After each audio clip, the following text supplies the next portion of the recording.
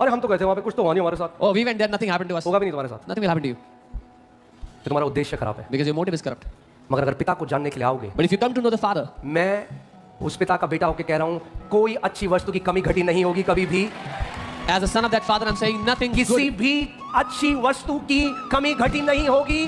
जिस दिन आपका उद्देश्य उस पिता को जानना हो गया, उसका प्रेम जानना हो गया, उससे प्रेम करना हो गया, Nothing good will be missing. You will lack no good thing in your life. The day your motive becomes to know that Father, to know His love and to love Him.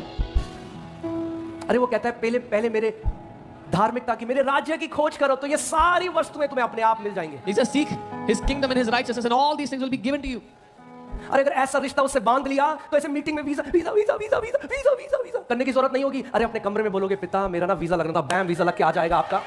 If you will have this relationship with Him, you will not have to go to meetings to ask for a prayer for your visa. You will be sitting in your room. You will tell your Father, Father, I needed that visa. The visa will come.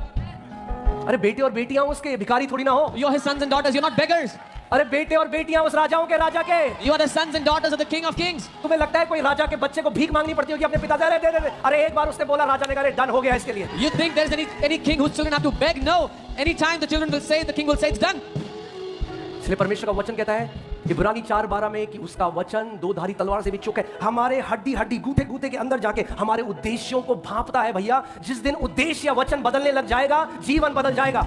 ये वचन इसलिए दिया गया है कि हमारे हृदय के अंदर प्रवेश करके हमारे उद्देश्यों को बदल दे। The word says this word is sharper than a two-edged sword, and it goes deep into your heart so that it can discern your thoughts and your intents. The day this word goes into your heart, it will change your thoughts.